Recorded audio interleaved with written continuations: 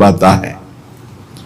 श्रीपाद कह रहे हैं, बिना वृंदावन की कृपा के, बिना वृंदावन के रसिकों का संग किए, बिना वृंदावन की रजरानी का सेवन किए प्रेम लक्षणा भक्ति जागृत नहीं होती। क्योंकि प्रेम समुद्र है वृंदावन, और हमारे अनंत जन्मों के ऐसे अपराध, इस जन्मों के ऐसे पाप हैं जो विशुद्ध प्रेम लक्षणा भक्ति में प्रवेश होने नहीं देंगे।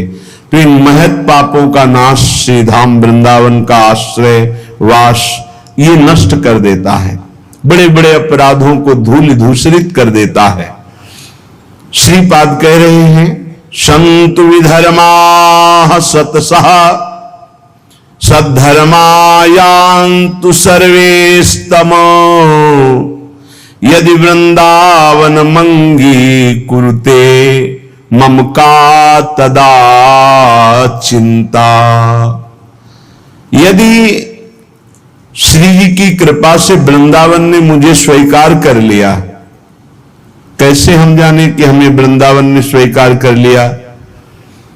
जब हमारे हृदय में एक आश्रय जागृत हो जाए कि हमसे साधन तो भले उस कोटि का नहीं बनता, पर वृंदावन धाम की कृपा है। वृंदावन की कृपा से वृंदावन के अतिशय लाडले युगल सरकार हमको इसी जन्म में प्राप्त हो जाएंगे। वृंदावन हमारा प्राण है, जीवन है। भले हम अखंड वास नहीं कर पाते, पर वृंदावन ही हमारा सर्वस्व है। संत विधर्मा सतसः, बहुत गूढ़ विषय है। कह रहे हैं हजारों हजारों अधर्म हो गए हों तो भी की प्राप्ति हो जाएगी। विश्वास करो, ये धाम बहुत पावन करने वाला है। पवित्रता का मूर्तिमान स्वरूप गंगा जी, वहां भी अवगाहन हुआ है, तीर्थों का भी अवगाहन हुआ है, और पवित्र क्षेत्रों का भी अवगाहन हुआ है। पश्चिम धाम वृंदावन अमोघ है। जब तक आपका हृदय पावन नहीं है तो आप इसका अनुभव नहीं कर सकते हैं। लेकिन आप किसी भी तरह से वृंदावन के प्रति श्रद्धा कर लीजिए, विश्वास कर लीजिए, तो आपको अनुभव में आएगा। जिसे वृंदावन रूपी महामहिम धाम का अवगाहन करने को मिला, फिर उसकी इच्छा किसी और तीर्थ या और महत स्थानों की तरफ नहीं जा सकती। अगर जा रही है तो अभी अवगाहन नहीं हुआ। पाए रतन चीन्हो नहीं, करते दीन्हो डार, ये माया श्री कृष्ण की मोहे सब संसार। अगर वृंदावन मिला, महामहिम वृंदावन ने कृपा करके अपने में आश्रय दिया या वास दिया, और आप उसे छोड़कर अन्य किसी तीर्थ में पावन होने की इच्छा रखते हैं, तो रतन को नहीं पहचान पाए इसलिए फेंक दिया और कांच को उठा लिया। पाए रतन चीन्हो नहीं, दीन्हो करते डार, हाथ से छोड़ दिया। धाम के वास मात्र से श्रीपाद कह रहे कुरते मम का तदा चिंता, अब मुझे कोई चिंता नहीं, भगवत प्राप्ति पक्की। हमारा मन नहीं लगता, हमारा मन विकारी है, ऐसा नष्ट हो जाएगा। कृपा एक बहुत बड़ा प्रवाह है।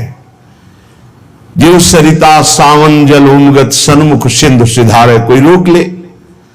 जब सावन में अच्छी वर्षा होती है और बाढ़ आती है तो सीधे समुद्र की तरफ उफनती हुई यमुना जी या गंगा जी जा रही, कोई रोक के दिखाए। ऐसे ही जब कृपा का उफान होता है तो कैसा भी पातकी जीव क्यों न हो, वो परम पद को प्राप्त कर लेता है। और कह रहे सतसा सद्धर्मायांतु, यदि सैकड़ों प्रकार के तुमने सद्धर्मों को लुप्त कर दिया, बड़े आदेशों का खंडन किया, शास्त्र आज्ञा का खंडन किया, संतों की अवहेलना कर दी, वैष्णवों का अपराध कर दिया, तो भी डरो मत, सीधा वृंदावन आ जाओ।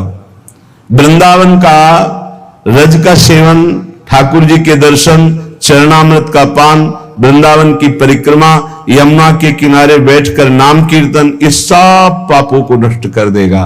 पर उसमें एक नियम लेना होगा कि आगे से हमारे द्वारा पाप नहीं होंगे। यदि ऐसा नियम नहीं लोगे तो बार बार फिर वो प्रायश्चित नहीं माना जाता, फिर उसको भोगना पड़ता है। प्रायश्चित तब माना जाता है कि आज तक हुआ, आज के बाद मैं नहीं करूंगा, और पक्का नियम ले ले। फिर कोई व्यवस्था में त्रुटि हो जाती है तो भगवान जानते हैं कि उनकी प्रबल माया है, फिर क्षमा कर देते हैं। आशा व्याधादि वृंदा विपिने वासाय यत्नोधाई यदि मंदधीर वर्हिष्याम वृंदा विपिनम कृपालु पालये तदपि। यदि तुम्हारे हृदय में कहीं ये आशा जग जाए, भले वास न हो कि मुझे वृंदावन वास करना है और अंतिम वृंदावन में व्यतीत करना है, ये आशा भले आप कभी वास न कर पाए, ये हृदय से सच्चाई से हृदय से आशा जग जाए कि भगवान क्या कभी हम पर ऐसी कृपा होगी कि मैं सर्वस्व अपना वृंदावन मानकर आजीवन वृंदावन वास करूंगा।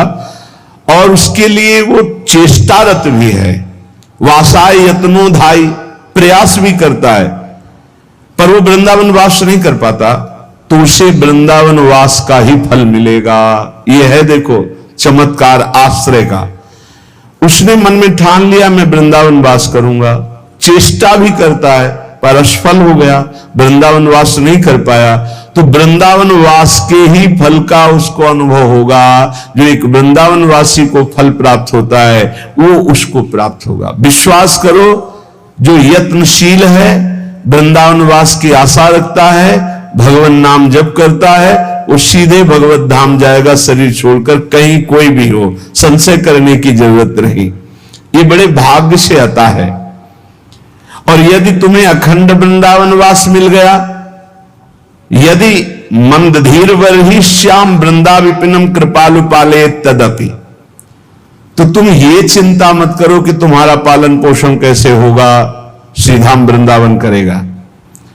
तुम्हें अपने पालन पोषण के लिए बाहर जाने की जरूरत नहीं, श्रीधाम वृंदावन अपने आप पालन पोषण करेगा। विश्वास करो। इस श्लोक में दो बातें इसमें बताई गई। पहला एक, यदि आप ऐसी आशा सत्संग सुनकर धारण कर लिए कि क्या कभी मुझे अखंड वृंदावन वास मिलेगा, और आप प्रयत्नशील भी हैं और वृंदावन वास नहीं हो पाता, तो आपको वृंदावन वास का ही फल मिलेगा। दूसरा, यदि आप वृंदावन वासी हैं, आपको वृंदावन वास मिल गया है, तो किसी भी व्यवस्था के लिए बाहर कदम मत रखो, धोखा हो जाएगा। आपका पालन पोषण समर्थ वृंदावन है, पक्का विश्वास कीजिए। ये अनुभव की बात कह रहे हैं। पालन पोषण ऐसे करता है अनंत माताओं जैसा, जैसे अनंत माताएं हो तो उस एक पुत्र को कभी कोई चिंता ही नहीं करनी पड़ेगी, क्योंकि अनंत माताएं उसके लिए चिंता करती। ऐसे वृंदावन सर्वस्व सुख प्रदान कर देता है। जब तक हमारी अंदर से सही शरणागति वृंदावन के प्रति नहीं होती, तभी तक भटकना है, चिंता है, शोक है। नहीं तो आप निश्चिंत बेपरवाह हो जाइए, ये धाम अपने प्रताप से आपका परम कल्याण, परम मंगल कर देगा। आनंद पर सीमा सीमा च सौभाग्य रस सारस्य हरि मधुरिमांत्य सीमा वृंदावन मेव सेव्य गुण सीमा। आनंद की सीमा है वृंदावन। ये आनंद क्यों नहीं मिलता? परमार्थ में चलने वाले प्रपंच में क्यों फंस जाते हैं? निंदा, स्तुति, लड़ाई झगड़ा, बड़ा छोटा, ये सब प्रपंच है। जैसी थरिवंश प्रपंच बंच सब ये काल व्याल को खायो, ये सब प्रपंच है। क्यों फंस जाते हैं? क्योंकि प्रभु की प्रियता के सिवा और कोई प्रीता जागृत हो जाती है। प्रपंच जब हृदय में घुस जाता है तो ये वायरस की तरह हृदय को ऐसे पकड़ लेता है कि आनंद नहीं, भगवदानंद धाम में रह रहे हो, प्रभु के आश्रित का मार्ग ग्रहण किए हो, कुछ न कुछ नाम जप कर रहे हो, सत्संग सुन रहे हो, आनंद क्यों नहीं आ रहा? क्योंकि ये प्रपंच अंदर घुस गया है। इस प्रपंच को हटाना होगा। कैसे हटेगा? बोले श्याम श्यामा पद कमल संग शिरनायो। जय श्री हरिवंश प्रपंच बंच सब एक काल व्याल को खा, एक काल के द्वारा ग्रसित प्रपंच है। इस पर महत्व बुद्धि मत रखिए। यहां कोई भगवान का नाम नहीं लेना चाहता, तुम्हारा नाम कौन लेगा? ये 4 दिन की चांदनी है। बड़े बड़े सिद्धों के ऊपर प्रहार किया गया तो अपने लोग क्या है, पूज्यपाद उड़िया बाबा के ऊपर गड़ासा चलाया गया, कुल्हाड़ मारी गई श्री मंगानंद सरस्वती जी की, पलटू बाबा को कुटिया में घेर कर आग लगा दिया गया। ये भजनानंदी बड़े बड़े सिद्धों को ऐसी लीलाएं माया जनित क्लेश दिए गए तो अपने लोग क्या विश्वास करें कि अपने साथ क्या नहीं हो सकता। धैर्य पूर्वक प्रपंच का त्याग करके प्रियतम के अनुराग में रंगे हुए प्रेमी जनों का संग करते हुए जब हम चलेंगे तो आनंदा अपार सीमा, अपार आनंद की सीमा वृंदावन है। इससे बढ़कर कोई आनंद नहीं जहां प्रिया प्रीतम खेल रहे हैं। सीमा तो सौभाग्य रस सार सारस्य, सब रसों का सार रस है माधुर्य रस, और माधुर्य रस की उपासना मिल गई तो हमारा बड़ा सौभाग्य है। आनंद की सीमा वृंदावन मिल गया और उपासना की सीमा माधुर्य रस मिल गया, और हरि मधुरिमांत्य सीमा, प्रभु के प्रेम की सीमा है, चरम सीमा है सहचरी भाव। ये जो दासी भाव राधा दास चरम सीमा है, कहीं स्वसुख वांछा का लेस भी नहीं इसमें। प्रिया प्रीतम मंद मंद मुस्कुराते ही एक तरफ खेल रहे हैं तो सहचरियां देख रही अपनी कुंज रंध्रों से, दृष्टि से निहाल हो रही, आशीष दे रही। उनको ये नहीं कि मेरी तरफ देखे, परस्पर देख, अनसन पर भूरी दिए बिलोकत इंदु बदन भी। कभी झूलन लीला में झूला झूल रहे, दोनों पुलक रहे हैं। दयशीष हरिवंश प्रशंसत करी अंचल की छोड़। ये चरम सी हरि मधुरिमा अत्यंत सीमा, अत्यंत हरि मधुरिमा की सीमा है। वृंदावन मेव सेव्य गुण सीमा, जो वृंदावन का वास स्वीकार कर लेता है, वृंदावन का आश्रय स्वीकार कर लेता है, समस्त भागवतिक गुण उसमें प्रकाशित हो जाते हैं। इसलिए सखे सखे दो भवसि किमर्थम व्यर्थ जल्पितैः वृंदावन गुणानेव शृणुपदिश गायच। हे मित्र, ये व्यर्थ के बकवाद करने वाले लोगों से मत मिलो, व्यर्थ के बकवाद करने वाले लोगों की तरफ मत देखो, ये क्या कह रहे हैं, क्या बोल रहे हैं, और तुम भी व्यर्थ का बकवाद मत करो। अपने समय को कीमती मान करके निरंतर प्रिया प्रीतम का नाम जप करो, उनकी गुण लीला गाओ, उनकी सेवा में रहो। सखे सखे दो भवसि किमर्थम व्यर्थ जल्पितैः वृंदावन गुणानेव शृणुपदिश गायच। वृंदावन की चर्चा करो, वृंदावन के गुण गाओ, वृंदावन के गुण प्रिया प्रीतम की लीला, और वृंदावन को श्रवण करो, वृंदावन की महिमा, प्रिया प्रीतम की महिमा। किम ताम्यसि वृथा चिंता सहस्रैर लोक धर्म गई श्रीमद वृंदावने देहमिमन्यस्य सुखी भव।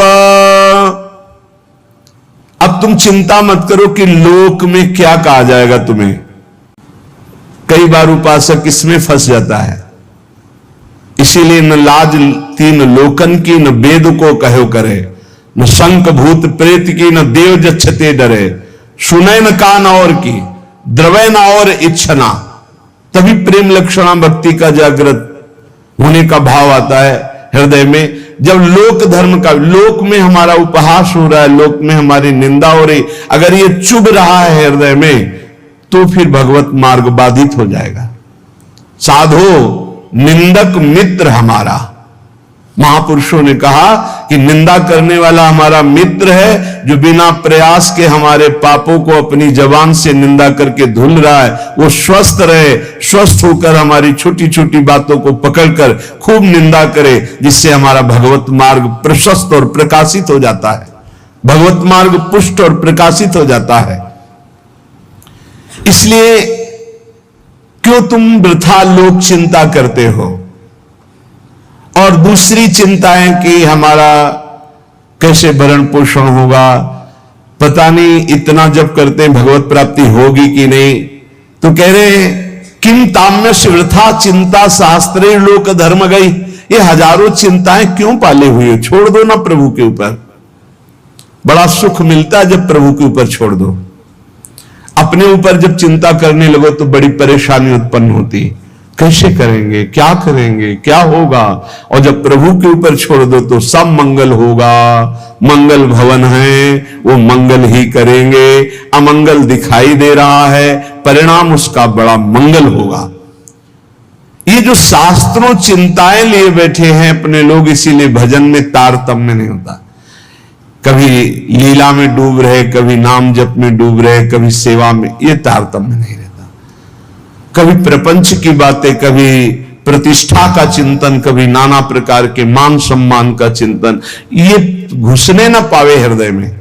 बहुत सावधान रहना चाहिए साधक को। ऐसी बातें देखो मत, ऐसी बातें सुनो मत जिससे तुम्हारा हृदय उद्विग्न होकर प्रभु का चिंतन छोड़ दे। जिन्होंने अपने आप को प्रभु के भरोसे कर दिया वो बेपरवाह हो गए। कर दो भरोसे में। एक एक क्षण बहुत सुंदर ढंग से व्यतीत होता है जो प्रभु के भरोसे, और ऐसे एक एक क्षण जलते रहोगे। चिंता, शोक, भय, अरे अब क्या होगा, ऐसा क्या होगा, कैसे करूं, नाना प्रकार की चिंताएं। अपने आप को प्रभु के चरणों में समर्पित कर दो। तुम्हें कुछ नहीं करना पड़ेगा, सब वो करवा लेंगे आपसे। जो आपके लिए मंगल है वो सब करवा लेंगे। तुम शांत होकर प्रभु के चरणों का आश्रय ले लो। जो कर्तव्य कर्म है उसे करो। अलम कश्यापि संगत्या तवालम शास्त्र कर्म भी वृंदारण्य तृणम मन्यो धन्यो ना किंचिदाचरेत। तुम किसी और का संग मत करो, क्योंकि अगर और का संग करोगे तो तुम्हारी बुद्धि में व्यभिचार दोष हो जाएगा। भक्ति में भी व्यभिचार दोष होता है।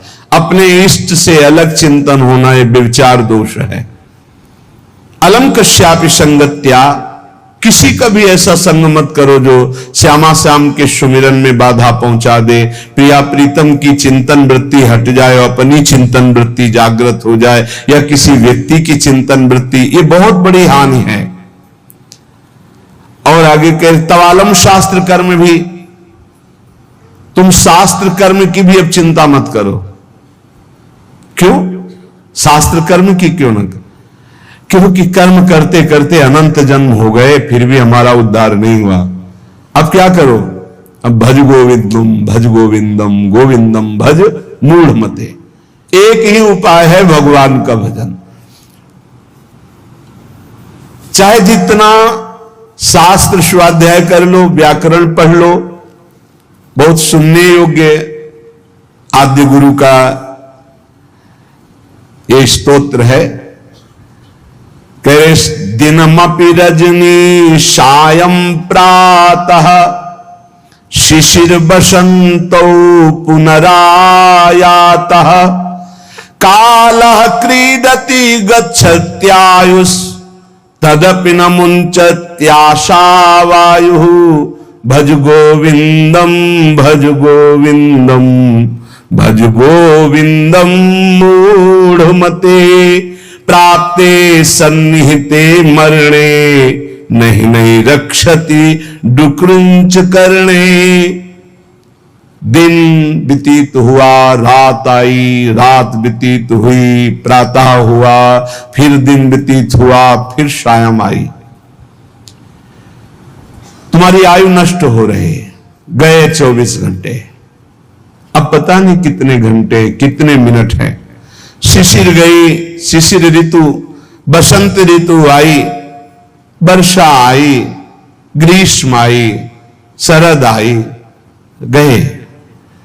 हर ऋतु 2-2 महीने अपना प्रभाव दिखाकर हमारी 2 महीने की आयु गई।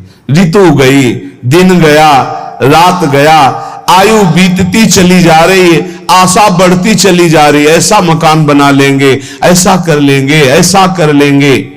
अरे मूड, मरने का समय आ रहा है।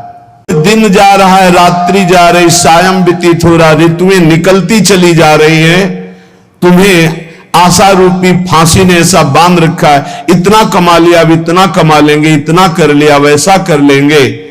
ये तुम्हें पता नहीं कि तुम्हें मरना है, तुम्हारी आयु नष्ट होती चली जा रही है। आशा रूपी इस फांसी को काट लो। कैसे? भज गोविंदम भज गोविंदम गोविंदम भज मूढ़मते। अरे मूढ़मती, गोविंद का भजन कर ले, गोविंद का भजन कर ले, गोविंद का भजन कर ले। नहीं, मृत्यु के समीप आने पर ये व्याकरण का शब्द डुक्रिंच करने, ये तुम्हारी रक्षा नहीं कर पाएगा। ये व्याकरण, ये पढ़ाई लिखाई, ये तुम्हारी मृत्यु पर विजय प्राप्त नहीं। मृत्यु पर गोविंद गोविंद हरे मुरारे, गोविंद गोविंद मुकुंद कृष्ण, गोविंद गोविंद रथांग पाणे, गोविंद दामोदर माधवेति, ये भगवान नाम ही तुम्हारी रक्षा करेंगे। बहुत सुंदर स्तोत्र है। अग्ने वह्नि पृष्ठे भानु, रात्रौ चिबुक समर्पित जानु, करतल भिक्षा तरुतल वासस, तदपि न मुंचत्यासा पाशः, भज गोविंदम भज गोविंदम भज गोविंदम मूढ़मते।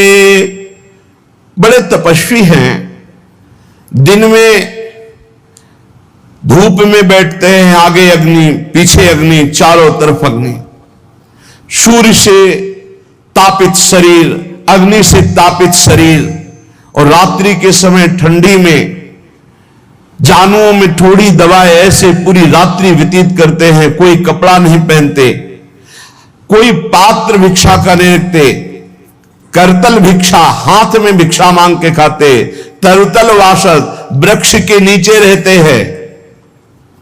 पर वो आशा की फांसी को नहीं काट पाते। कौन? जो हर समय भजन नहीं करते। ये सब करते हुए भजन नहीं तो कल्याण नहीं होने वाला।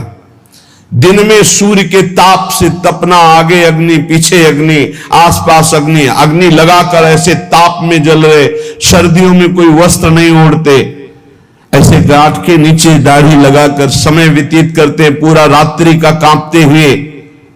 यहां कह रहे फिर भी जीने की आशा, भोगों की आशा या नाना प्रकार के मान सम्मान प्रतिष्ठा की आशा नहीं काट पाते। क्यों? क्योंकि वो गोविंद का भजन नहीं करते। इसलिए भाई, भज गोविंदम भज गोविंदम गोविंदम भज मूढ़मते, अर्थात इन क्रियाओं से भी भगवान मिलने वाले नहीं।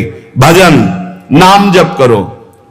यावद्युत्पार्जन सक्तस तावन निज परिवारो रक्तः, पश्चात धावति जर्जर देहे, वार्ताम पृच्छति कोपि न गेहे। भज गोविंदम भज गोविंदम गोविंदम भज मूढ़मते। अरे भाई, जब तक तुम धन कमाने लायक हो तभी तुम्हें प्यार मिलेगा इस संसार में। बहुत सुंदर उपदेश है। जब तक तुम धन कमाने लायक हो तभी तुम्हें कहेंगे मेरा पति, मेरा पिता, मेरा भाई, मेरा अमुक अमुक। और जिस दिन तुम धन कमाने लायक नहीं रहेंगे उस दिन कोई बात नहीं पूछेगा, पक्की बात है। वाह वाह जब चल रहा है तो सब हाथ मिलाएंगे, और जब बुरा समय आएगा तो तुम्हारी गली से निकलना हो ठीक नहीं समझेगी कि अगर उधर निकलेंगे कहीं वो मिल न जाए और कुछ मांग न ले, कुछ कह न दे। जब तक तुम धन कमाने लायक हो, तुम्हारे पास धन है, तभी तक तेरे को प्यार मिल रहा है संसार से, परिवार से। और जब तू रोगग्रस्त हो जाएगा, जराग्रस्त हो जाएगा, तो कोई भी तेरे से बात नहीं पूछेगा, बात नहीं करेगा। अरे मूढ़, इसलिए तू निरंतर गोविंद का भजन कर ले, गोविंद का भजन कर ले, गोविंद का भजन कर ले। जटिलो मुंडी लुंचित केशः, कासायांबर बहुकृत वेशा, पश्यन्नपि च न पश्यति लोको, उदर निमित्तम बहुकृत शोकः। भज गोविंदम भज गोविंदम गोविंदम भज मूढ़मते। बड़ी बड़ी जटाएं रखा ली, या मुंडित हो गए, मुंडन करवा लिया, या लुंचित केश नुचवा लिए, कासाय अंबर धारण कर लिया, या नाना रंग के वेश धारण कर लिए। पर भाई, यदि तुम्हारा उद्देश्य केवल लोक प्रतिष्ठा, मान, पेट भरना है तो इससे तुम्हारा कल्याण नहीं होगा। तुम्हारा कल्याण होगा हर श्वास में निरंतर गोविंद गोविंद गोविंद ऐसा भजन करो। जिसने भगवद गीता किंचित धीता, गंगा जल लो कणिका पीता, सकृदपि यस्य मुरारि स्मर्चा, तस्य यमः किं कुरुते चर्चा। भज गोविंदम भज गोविंदम, गोविंदम भज मूढ़मते। जिसने गीता जी को पढ़ा, श्रीमद् भागवत गीता जी, कुछ लोग तो इस भेद ही नहीं जान पा रहे हैं कि श्रीमद् भागवत और श्रीमद् भगवत गीता जी अलग है, नहीं जान पाते हैं कई लोगों के ऐसे। जिसने जो युद्ध क्षेत्र में भगवान श्री कृष्णचंद्र जी ने अर्जुन को 18 अध्याय उपदेश किया, उसे श्रीमद् भगवत गीता जी कहते हैं।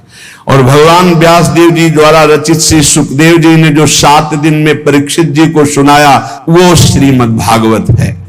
जिसने भगवत गीता को पढ़ा है, गंगा जल के एक बूंद भी आचमन किया है, एक बार भगवान श्री कृष्ण की पूजा कर ली है, यमराज उसकी तरफ आंख उठा के भी नहीं देखेंगे। एक बार भगवत गीता पढ़ा, एक बार गंगा जल का आचमन किया, एक बार भगवान श्री कृष्ण की अर्चना वंदना कर ली, तो यमराज कभी उसकी तरफ नहीं देखेंगे। इसलिए एक बार का जब इतना महत्व है तो तू हर समय भज गोविंदम भज गोविंदम भज गोविंदम मूढ़मते, हर समय गोविंद का भजन कर, गोविंद का भजन। अरे मूढ़मती, तेरा कोई साथ नहीं देगा, तू गोविंद का भजन कर। अंगम गलितम पलितम मुंडम, दशन विहीनम जातम तुंडम, वृद्धो याति गृहीत्वा दंडम, तदपि न मुंचत्यासा पिंडम। भज गोविंदम भज गोविंदम भज गोविंदम मूढ़मते। ये आशा परिवार की भोगों की इतनी सुदृढ़ है फांसी ये कि नहीं कटती है। बूढ़ा हो गया है, त्वचा सब ढीली हो गई, हड्डी हड्डी दिखाई देती है, सिर के बाल सब पक गए, दांत एको नहीं रह गए, लाठी लेके चल रहे, फिर भी वही परिवार की ममता। दरवाजे पे बैठा वही परिवार के विषय में सोचता रहता है। ये नहीं सोच रहा कि मृत्यु नजदीक आ रही, भगवान का भजन कर ले, अपने जीवन को सार्थक कर ले। अरे मूढ़, तू निरंतर गोविंद का भजन कर ले, गोविंद का भजन कर ले, कोई तेरे काम आने वाला नहीं। बालस्तावत क्रीडासक्तस्, तरुणस्तावत तरुणी रक्तः, वृद्धस्तावत चिंता मग्नः, पारे ब्रह्मणि कोऽपि न लग्नः। भज गोविंदम भज गोविंदम भज गोविंदम मूढ़मते। कहते हैं कि ये भजन की अवस्था नहीं है, तो कब भजन की अवस्था होती? बाल्यावस्था खेल कूद में चली गई, जवानी स्त्री में आसक्त भोग में चली गई, वृद्धावस्था रुपया पैसा नाती पनातीन की चिंता में चली गई, तो परब्रह्म परमात्मा का भजन करने की कौन सी अवस्था है? अरे जब से होश हो जाए तभी से भजन शुरू कर दो। चेतना जागृत हो, बुद्धि काम करने लगे, राधा राधा राधा, गोविंद गोविंद गोविंद भजन करे। अरे मूढ़, कोई तेरा साथ देने वाला नहीं, इसलिए भज गोविंदम भज गोविंदम। पुनरपि जननम पुनरपि मरणम, पुनरपि जननी जठरे शयनम, इहि संसारे खलु दुस्तारे, कृपया पारे पाहि मुरारे। भज गोविंदम भज गोविंदम भज गोविंदम मूढ़मते। इस संसार में बार बार जन्म होता है, बार बार मरण होता है, बार बार 9 महीने माता के गर्भ में रहना पड़ता है। अब तो होश संभाल ले, मनुष्य शरीर मिला है, भगवान श्री कृष्ण की शरण में आ जा और इस अपार संसार से पार हो जा और हर क्षण गोविंद गोविंद गोविंद ऐसा रट, नहीं बार बार जन्म मरण के चक्र से तुझे कोई नहीं बचा सकता है। पुनरपि रजनी पुनरपि दिवसः पुनरपि पक्षः पुनरपि मासः पुनरप्ययनं पुनरपि वर्षं तदपि न मुञ्चत्यासामर्षं भज गोविंदम भज गोविंदम भज गोविंदम मूढ़मते।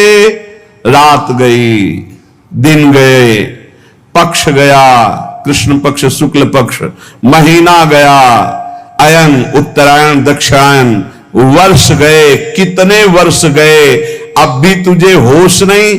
तू यहां लोगों से राग द्वेष में फंसा है। अरे तेरी मृत्यु का समय आ रहा है, परम पद पहुंचने का उपाय कर। किसी से ईर्ष्या मत कर, मत्सरता मत कर, किसी की निंदा मत कर, किसी से द्वेष मत कर। अंतिम समय आने वाला है, इसलिए गोविंद गोविंद गोविंद ऐसा भजन कर ले। अरे मूल तेरा कोई साथ देने वाला नहीं। वयसी गते कह काम विकारः शुष्के नीरे कह काशारः नष्टे द्रव्ये कह परिवारो ज्ञाते तत्वे कह संसारा भज गोविंदम भज गोविंदम गोविंदम भज मूढ़मते। जब अवस्था ढल जाती है तो काम वेदना अंदर रहती, लेकिन काम क्रीड़ा नहीं हो पाती, जलता रहता है वो वृद्ध। जब जल सूखने लगता है तो जलाशय जिसने उसमें जो अंदर होते कछुआ मछली मेढक जो भी जीव सब व्याकुल होने लगते हैं। क्या जलाशय जब जल सूख गया, अवस्था निकल गई तो क्या विकार, काम विकार उसे जलाता रहता है। वो चिंता से जलाशय में डलते रहते हैं कि अब पानी सूखा मरेंगे। ऐसे ही जब धन नष्ट हो जाता है तो कोई परिवार का मित्र रिश्ता नाता कोई निर्वाह नहीं करता। सच्ची हमने देखा है, ये दृश्य देखे। इसी प्रकार अगर तत्व ज्ञान हो गया तो संसार से तुम मुक्त हो जाओगे। इसलिए तत्व ज्ञान प्रदान करने वाले भगवान गोविंद का भजन कर, गोविंद का भजन कर। अरे मूल तेरा कोई साथ देने वाला नहीं। नारी स्तन भरनाभिनिवेशम मिथ्या माया मोहावेशम एतन मांसवशादि विकारम मनस्य विचार बारंबारम भज गोविंदम भज गोविंदम भज गोविंदम मूढ़मते। माताओं बहनों की तरफ काम दृष्टि से देखकर अपनी क्यों दुर्गति करते हो? कुछ नहीं है। जहां तुम्हें आकर्षण लग रहा है कुछ नहीं है। मोह विकार है तुम्हारा, अज्ञान का विकार है। बार बार मन में विचार करके उनके चरणों में वंदना करो, उनके प्रति काम भाव करके। गलत दृष्टि से मत देखो, मूढ़ तेरी दुर्गति हो जाएगी। इसके लिए तू गोविंद का भजन कर, गोविंद का भजन कर। माताओं बहनों पर काम दृष्टि करके दुर्गति का कारण मत बन। कस्त्वं कोहम कुतयायातः कामे जननी को में तातः इति परिभावे सर्वमसारं विश्वं त्यक्त्वा स्वप्न विचारं भज गोविंदम भज गोविंदम भज गोविंदम मूढ़मते। कस्त्वम, जरा विचार कर, तू कौन है? कभी बैठकर सोचा किस शरीर में रहते 15 वर्ष हो गए, 30 वर्ष हो गए, 50 वर्ष हो गए, तू शरीर नहीं तो है कौन? कभी सोचा? कस्त्वम, कौन है तू? और कोहम कुतः आयाता, मैं कौन हूं, कहां से आया हूं? कामे जननी कोमे ताता, असली में मेरा पिता कौन है, माता कौन है? ये तो बनावटी है, कुछ समय के लिए छूट जाएगा शरीर। ये शरीर संबंधी माता पिता है, लेकिन मैं कौन हूं? मैं कहां से आया हूं, मुझे कहां जाना है, मेरा असली कौन संबंधी है, कभी विचार किया? नहीं विचार किया, इसीलिए संसार में फंस गया। अब विचार कर, शुद्ध विचार के लिए गोविंद गोविंद गोविंद ऐसा नाम जप कर, तो तुझे समझ में आने लगेगा ये संसार असार है, उमा कहूं मैं अनुभव अपना, सत हरि भजन जगत सब सपना। गेयम गीता नाम सहस्त्रम, ध्येयम श्रीपति रूप मजस्रम, नेयम सज्जन संगे चित्तम, देयम दीन जनाय च वित्तम, भज गोविंदम भज गोविंदम, गोविंदम भज मूढ़मते। चाहे एक श्लोक ही गीता जी का पढ़े, रोज गीता जी का एक श्लोक पढ़कर अर्थ सहित चिंतन करे। विष्णु शास्त्र नाम, गोपाल शास्त्र नाम, इनका नित्य पाठ करें। 1000 नाम हो जाते हैं, बहुत लाभ मिलता है। 35 मिनट में हो जाता है, बहुत आराम से गाइए तो 40 मिनट में हो जाएगा। रोज गोपाल शास्त्र नाम, विष्णु शास्त्र नाम का पाठ करो। रोज गीता जी के भले चाहे एक श्लोक ही पाठ करो। और कह रहे कि भगवान श्री हरि का नाम कीर्तन, उनका पूजन, उनका ध्यान करो और सदैव संत जनों का संग करो। नेयम सज्जन संगे चित्तम, चित्त संत जनों की वाणी में दे, असंतों की वाणी में ना दे। और हमें लगता है संत जनों की वाणी में चित्त बहुत कोई भाग्यशाली देता है, नहीं तो प्रपंच की वाणी सुनने के लिए कान बहुत लालायित रहते। देयम दीन जनाय च वित्तम, यदि भगवान ने तुम्हें धन दिया है तो तुम उस धन का सदुपयोग करो। ऐसी जगह सेवा में लगाओ जो भगवान के अनुराग में चल रहे हैं, भगवान के भजन में लगे हुए हैं। गौ सेवा है, या ऐसे जो गरीब हैं, औषधि के लिए परेशान हैं, उनको औषधि का व्यवस्था कर दे। ऐसा धन का शोधन धन्य प्रथम गति जा। नेयम सज्जन संगे चित्तम, देयम दीन जनाय च वित्तम। धन की सार्थकता है दीन जनों की सेवा में, और खूब नाम जप करे। यावत जीवो निवसति देहे, कुशलम तावत पृच्छति गेहे, गतवति वायौ देहा पायो, भार्या बिभ्यति तस्मिन् काये, भज गोविंदम भज गोविंदम भज गोविंदम मूढ़मते। ये शरीर तुम्हें बहुत प्यारा लग रहा है ना, इस शरीर को बहुत लोग तुम्हारे प्यार कर रहे हैं ना, ये सब माया का नाटक है। जिस दिन तुम्हारे प्राण इस शरीर से निकल गए ना, तो जो बहुत प्यार करते थे वो नजदीक नहीं बैठना चाहेंगे। चाहे जितना प्यारा कोई रिश्ता नाता संबंध रखता हो, और मुर्दा घर में एक कमरे में हो, कह दे जाओ उसके पास बैठकर रात व्यतीत करो, तो कह के डर लगेगा। प्राण निकलने पर कोई तेरा नहीं है, इसलिए जब तक प्राण है तो प्राणनाथ गोविंद का भजन कर ले। गोविंद गोविंद गोविंद। सुखता कृते रामा भोगः, पश्चाद्धंत शरीरे रोगः, यद्यपि लोके मरणं शरणं, तदपि न मुंचति पापाचरणं। भज गोविंदम भज गोविंदम भज गोविंदम मूढ़मते। जो अपने ब्रह्मचर्य का नाश करता है तो पहले उसे सुख जैसा लगता है, बाद में वो भयानक रोगों से ग्रसित हो जाता है। सुखता क्रियते रामा भोगः। बहुत सावधान, जितना आप अपने ब्रह्मचर्य को सुरक्षित रखेंगे उतने आप आत्मबलवान होंगे, उतने आप पवित्र बुद्धि वाले होंगे, उतने शरीर आपका स्वस्थ होगा, आपकी इंद्रियां तेजस्वी बलवान हो जाएंगी। भोगों की तरफ जाने के लिए नहीं, भगवान की तरफ जाने के लिए। और जो काम भोग को बड़ा सुख मान करके रमण करता है, पीछे शरीर जर्जर हो जाता है, बड़े भयानक रोगों से ग्रसित हो जाता है। भाई संसार में सब छूटना है, मरना है, तो सच्चिदानंद को प्राप्त कर लो। लेकिन इसी का उल्टा दुष्ट लोग सोचते हैं, जब मरना ही है तो खूब मनमानी करके मरेंगे। और विवेकी जन, संत जन जो साधु स्वभाव के, कि जब मरना ही है तो पापाचरण क्यों करना है, मुझे अच्छे आचरण करके उत्तम गति को प्राप्त करना है।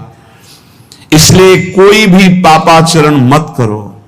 पापाचरण जन्म जन्मांतर में तुम्हें दुख ही प्रदान करेगा। हर समय गोविंद गोविंद गोविंद ऐसा भजन करो। रथ्याचर पट विरचित कंथा, पुण्या पुण्य विवर्जित पंथा, नाहम ना त्वम नायम लोकस, तदपि किमर्थम क्रियते सो कहा। भज गोविंदम भज गोविंदम भज गोविंदम मूढ़मते। तन ढकने के लिए यदि चिथड़े भी हो तो चलेगा। तन ढकने के लिए, शरीर पोषण के लिए ज्यादा चिंता मत करो, ये तन भी जलेगा, सड़ेगा, नष्ट होगा। इसलिए पापाचरण करके बहुत अच्छे कपड़े पहनने को मिले तो हमारे लिए नरकगामी स्थिति ही है। वर्तमान में भी पापाचरण के द्वारा शरीर को मत सजाओ। मोटी सोने की जंजीर, बढ़िया कपड़ा, कुछ नहीं। ये अग्नि में भस्म होने वाला शरीर है, ये नष्ट होने वाला शरीर। पापाचरण करके इसे सजा रहे हो और पाप करके दुर्गति भोगोगे। एक मार्ग है ऐसा जो तुम्हें इस जन्म में पुण्य और पाप दोनों से बचाकर भगवत प्राप्ति करा दे। वो भगवान का मार्ग है। न मैं हूं, न तू है, न ये संसार है, एकमात्र भगवान है। इसलिए भगवान की शरण में हो जा और गोविंद गोविंद गोविंद ऐसा भजन कर। कुरुते गंगा सागर गमनम, व्रत परिपालनम अथवा दानम, ज्ञान विहीना सर्वमतेन, मुक्तिम न भजति जन्म सतेन। भज गोविंदम भज गोविंदम भज गोविंदम मूढ़मते।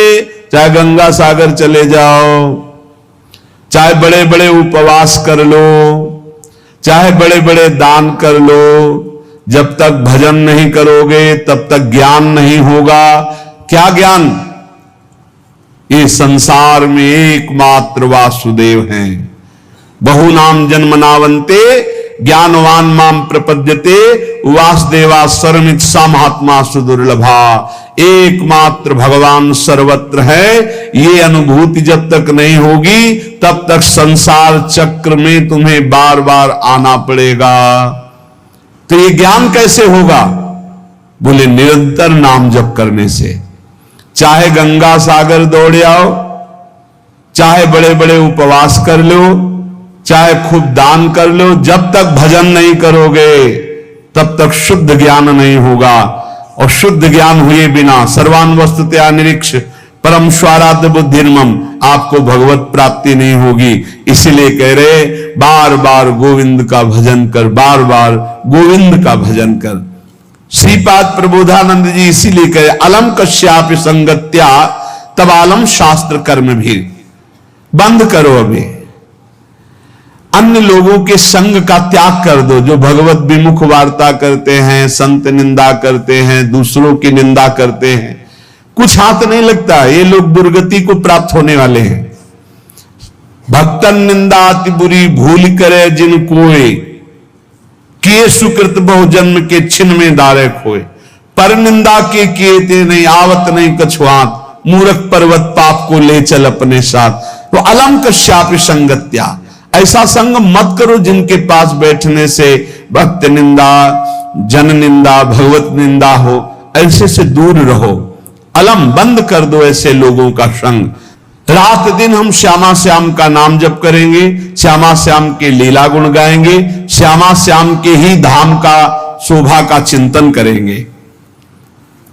जब तुम अपना जीवन श्यामा श्याम के चरणों में न्यौछावर कर दोगे तो पूरा भार श्यामा श्याम ले लेंगे और तुम्हारे हृदय में मस्ती आ जाएगी। शोक, विषाद बहुत ध्यान देने योग्य विषय है।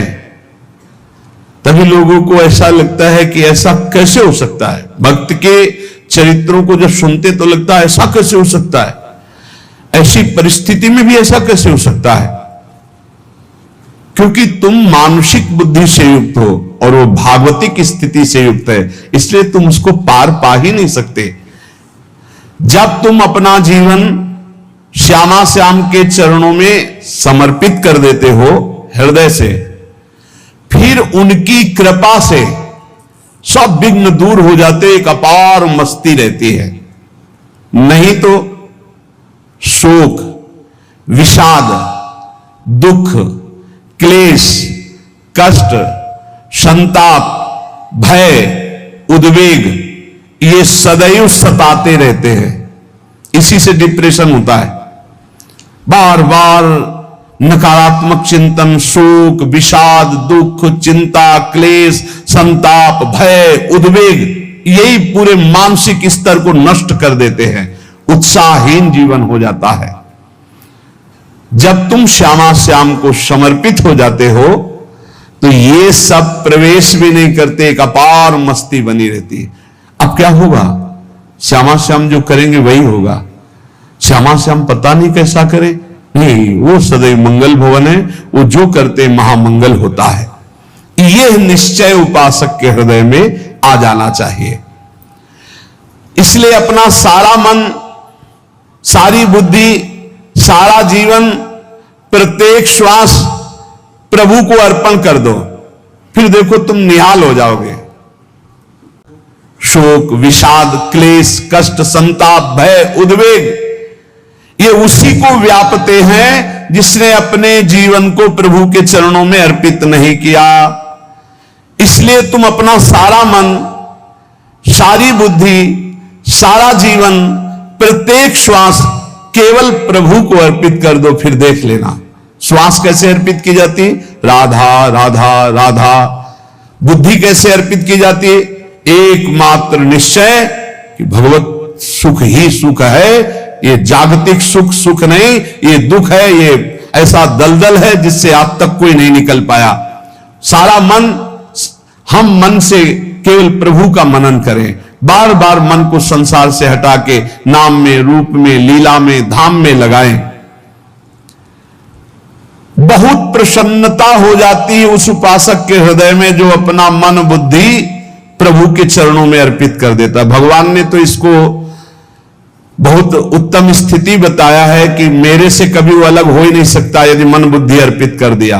मय्येव मन आधत्स्व मयि बुद्धि निवेश है, तो निवेश मय्येव अत ऊर्ध्वं न संशया। बिल्कुल संशय नहीं, वो मेरे में ही निवास करेगा जिसने मन और बुद्धि अपनी मेरे में अर्पित कर दी। बहुत प्रसन्नता रहेगी उस उपासक के जीवन में जो अपने आप को मन बुद्धि सहित प्रभु के चरणों में समर्पित कर दिया है। भगवान का आश्रय लेने वाले की पहचान है हर परिस्थिति में प्रसन्न रहना। देखो आप भगवद आश्रित हो कि नहीं, देखो अनुकूल परिस्थिति में तो सब प्रसन्न रहना, लेकिन प्रतिकूल परिस्थिति में प्रसन्न रहना ये भगवान के भक्तों का लक्षण है। हर परिस्थिति में प्रसन्न रहना ये भगवान के भक्तों का लक्षण है। आनंदगन भगवान का आश्रय मिलते ही आनंद छा जाता है हृदय में। उनके पास आनंद का अभाव होता ही नहीं है। जैसे सूर्य का प्रकाश उदय होते ही सूर्य का प्रकाश संपूर्ण अंधकार को नष्ट कर देता है, ऐसे ही भगवान का संपूर्ण आश्रय लेते ही सब दुख चिंता शोक नष्ट हो जाते, आनंद ही आनंद। तुम भगवान के मंगलमय रूप को नहीं जानते हो, पर उनके मंगलमय भाव को, विधान को मानना शुरू कर दो। जो भी होता है मंगलमय होता है। हमने जीवन में देखा है, अगर इधर कोई बहुत बड़ा सुख दिया तो देर नहीं लगेगी, 24 घंटे नहीं व्यतीत होंगे और ऐसे दुख दे देंगे, जिससे दोनों का समान भाव रख करके ना दुख में तुम भूलो प्रभु को, ना सुख में फूलो, सीधे भगवत मार्ग में चल। पूरे जीवन की बात देखा है। भगवान के मंगल विधान में सदा सर्वदा सुख ही सुख है, इस बात को मान के प्रसन्न हो जाओ। जब भगवान का भजन करने वाले की तन्मयता बढ़ती है भजन में, तो द्वेषी जन अपने आप तैयार हो जाते हैं। भक्त कभी किसी से द्वेष नहीं करता, अपने आप वो द्रोह करने लगते हैं। तो नरसिंह मेहता जी से बहुत गांव के कई लोग थे जो जलते थे, ऐसे जलते थे कि अब क्या करें, कैसे मिटा दे नरसिंह मेहता जी को। अब उपाय तो मिल नहीं रहा था। तो एक दिन संतों की मंडली आई और उन्होंने कहा कि हम रास्ते में कोई चोर आदि धन ना ले ले, इसलिए यहां से किसी की हुंडी चलती है क्या द्वारिका में? पहले ऐसा था। बोले हाँ हाँ, हमारे यहां बहुत बड़े सेठ हैं नरसिंह मेहता जी, पर आप कहोगे वो मना कर देंगे। कई बार कहोगे, अगर वो स्वीकार कर ले तो वहां। और उनका लक्ष्य था कि नरसिंह मेहता जी की तो खाने की भी सुविधा नहीं थी, हुंडी कहां की बात आई। उनका था कि जब वो ना कहेंगे तो संतजन नाराज हो जाएंगे, अगर हां कह दिया तो वहां हुंडी चुकेगी नहीं, तो संतजन अपने आप इनको शाप दे देंगे, अपराध बन जाएगा, ये नष्ट हो जाएंगे। संतों को भेजा नरसिंह मेहता जी ने, सबकी दंडवत की, चरण पखारे। तो उनका ये इतना रुपया है, द्वारिका में साधु सेवा हम करेंगे, वहां तुम्हारी हुंडी चलती है, तो आप अरे उनका आप कहां भूल रहे हो, यहां खाने की भी व्यवस्था। बोले हमें सब पहले से बता दिया गया कि आप मना करोगे, बार बार मना मत करो, हमें पता है। तो ठाकुर जी की तरफ देखा, बोले क्या लीला है प्रभु, संतों से हम क्या कहे, ये ले रुपए। उस समय स्वर्ण की मोहरें चलती थी, बेच के बाजार से खूब उन संतों को पवाया, उन्हीं संतों की सेवा की। और उनका अपने सेठ का नाम तो बताओ जहां हमें जाके हुंडी मिलेगी। सावलसा सेठ। संत जन गए वहां, पूछा कि नरसिंह मेहता जी का जिन सेठ से परिचय, उनका नाम सावलसा सेठ, उनकी गद्दी कहां है? तो जो कुछ भक्त थे वो द्वारिकाधीश की तरफ संकेत करते कि वही है। बोले नहीं नहीं, वो सेठ है, उनकी गद्दी चलती थी पूरी बाजार में कहीं कोई। अब संत जन एकांत में होकर के बहुत विचलित हुए, क्या हमारे साथ धोखा हुआ? नरसिंह मेहता जैसा संत क्या धोखेबाज हो सकता है? देखो संशय तो बहुत विचित्र होता है, बड़े बड़ों को संशय हो जाता है। जब भगवती सती जी को संशय हो गया, राम जी को हे खगे हे मृग हे मधुकर श्रेणी ऐसा पूछते हुए कि सच्चिदानंद कैसे हो सकते, तो किसी को हो सकता है, क्योंकि वो बुद्धि की अधिष्ठात्री देवी है।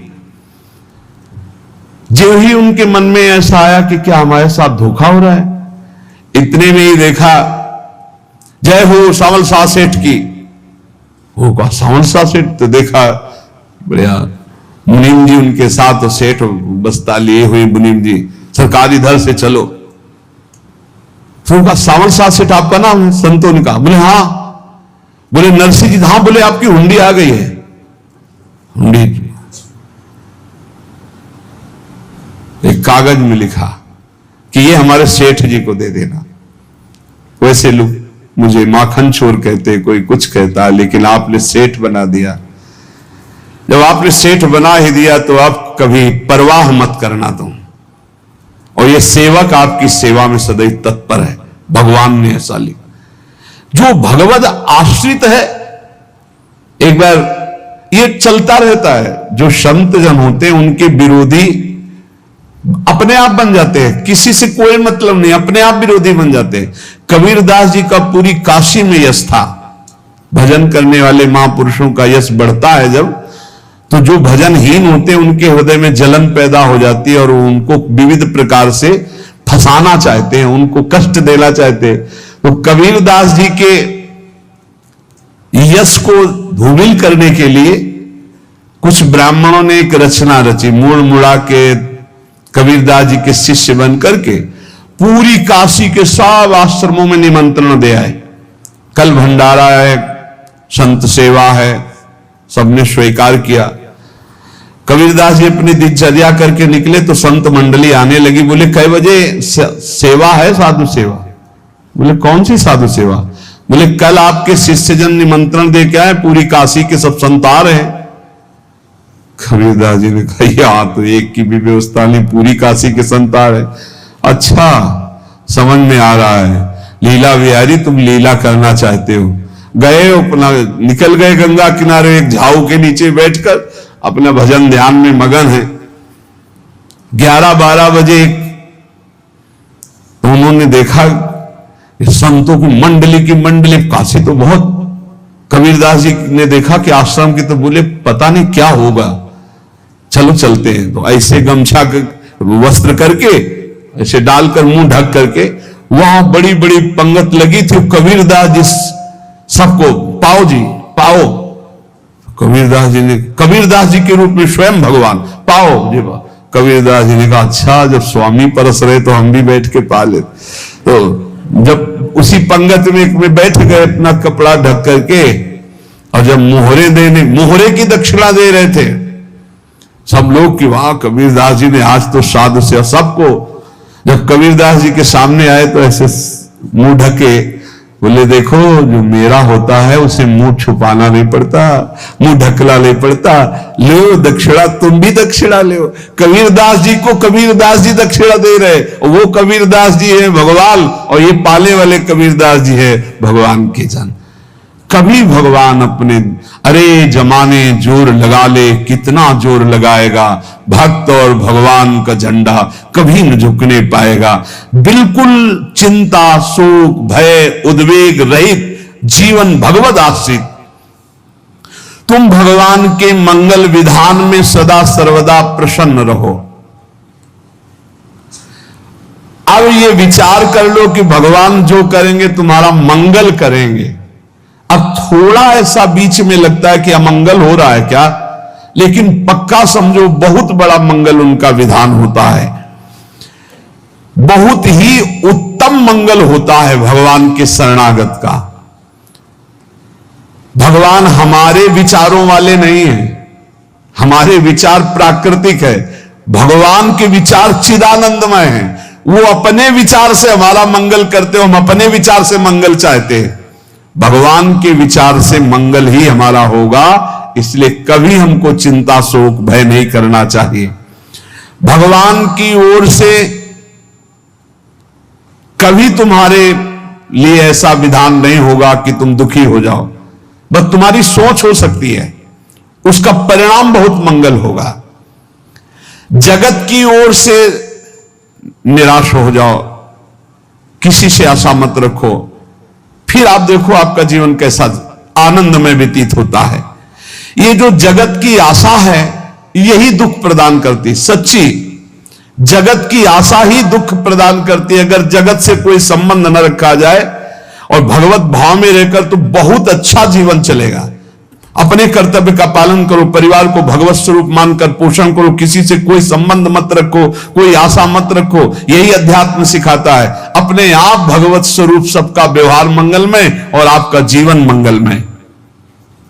अपने घर में ऐसे रहो जैसे किसी अतिथि के घर में रह जाता है, चलना है यहां से जाना है। कौन रहता है अपने घर में अतिथि की भांति?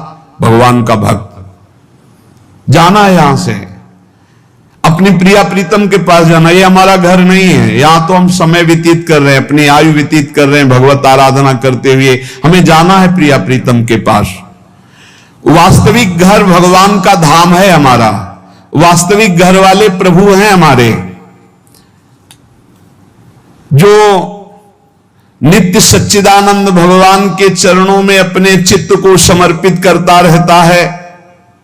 उसको यह अनुभव होने लगता है कि बड़ी कृपा है हमारे ऊपर, भगवान की बड़ी कृपा है हमारे ऊपर। सर्वसमर्थ परम सुहृद भगवान ऐसे भक्त के ऊपर हर समय वरद हस्त रखे रहते हैं। ये केवल प्रवचन नहीं, सच्ची बात मानिए। ऐसे भगवान का वरद हस्त हर समय रहता है।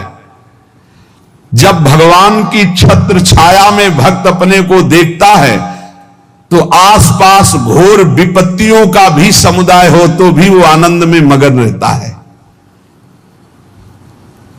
हर हालत में आनंदित रहना ये भक्त का स्वभाव है। भगवान ऐसे भक्तों को प्यार करते हैं जैसे कछुआ अपने अंडे को बाहर रख आवे और रात दिन उसका चिंतन करे। जब भक्त भगवान को समर्पित होता है तो भगवान रात दिन उसकी ऐसे चिंतन सुरक्षा करते हैं। अभय, ये दैवी संपदा का पहला गुण है। ये भगवान के शरणागत पर जागृत हो जाता है, वो भयभीत नहीं होता, किसी भी उससे भयभीत नहीं होता। यही डरपि हरिवंश हित, जिनो भ्रमय गुण सलिल पर। इस डर से डरते रहना चाहिए कहीं गुण रूपी पानी में फिसल न जाए, नहीं तो गलती हो सकती है। साधक सावधान रहे। ये अभय दैवी संपदा का सबसे बड़ा गुण है। जो भयहारी भगवान की शरण में आ जाता है तो उसके अंदर ये अभय प्रकट हो जाता है। अगर कहीं तुम्हें एकांत में भय लग रहा है, एक आदमी तो एकांतिक में आए थे, वो कह रहे थे कि हमें हर समय भय लगा रहता कि कोई हमारे पीछे है, अंधेरा तो लगता कोई खड़ा है, मैं जीना मुश्किल हो गया, ऐसा भय। देखो ये मन कैसा है, भगवान से विमुख होने पर कैसे डरवाता है। वो कह रहे हैं हर समय मुझे डर लगा रहता है, कोई सामने खड़ा है, कोई पीछे खड़ा है, ऐसा भय लगने लगता है। और जब भगवान की शरण में आ जाते हैं तो ये अभय स्थिति हृदय में जागृत हो जाती है। कोई भी भय आसपास आ ही नहीं सकता, यहां तक कि नरक का भी भय खत्म हो जाता है जो भगवान की शरण में है। महापापी भी पुण्यात्मा महान भक्तों के समान वो उत्तम गति को प्राप्त हो जाता है जो भगवान की शरण में हो जाता है। पर ये जो भोगों का आश्रय लिए हुए हैं, मनमानी आचरण कर रहे हैं, ये कभी उस अभय को जान ही नहीं सकते कि अभय पद है क्या। इनको तो कदम कदम पर शोक, भय और दुख की प्राप्ति होगी, कोई बचा नहीं सकता। जो भोगों में लगे हैं, मनमानी आचरण कर रहे हैं। अगर निर्भय होना चाहते हो, परम सुखी होना चाहते हो तो भगवान के शरणागत हो जाओ। सारे जगत को अभय दान देने वाले भगवान है। भगवान का एक प्रण है, ममपन शरणागत भयहारी।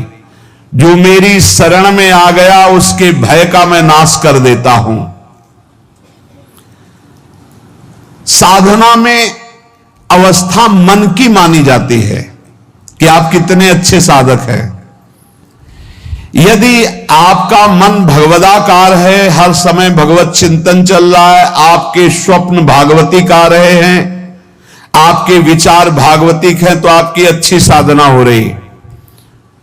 और यदि आपके स्वप्न गंदे आ रहे हैं, क्योंकि स्वप्न में मन का ही सारा खेल होता है, और आपकी चिंतन वृत्ति वासनात्मक चल रही, तो अभी साधना का प्रभाव मन पे नहीं पड़ा है।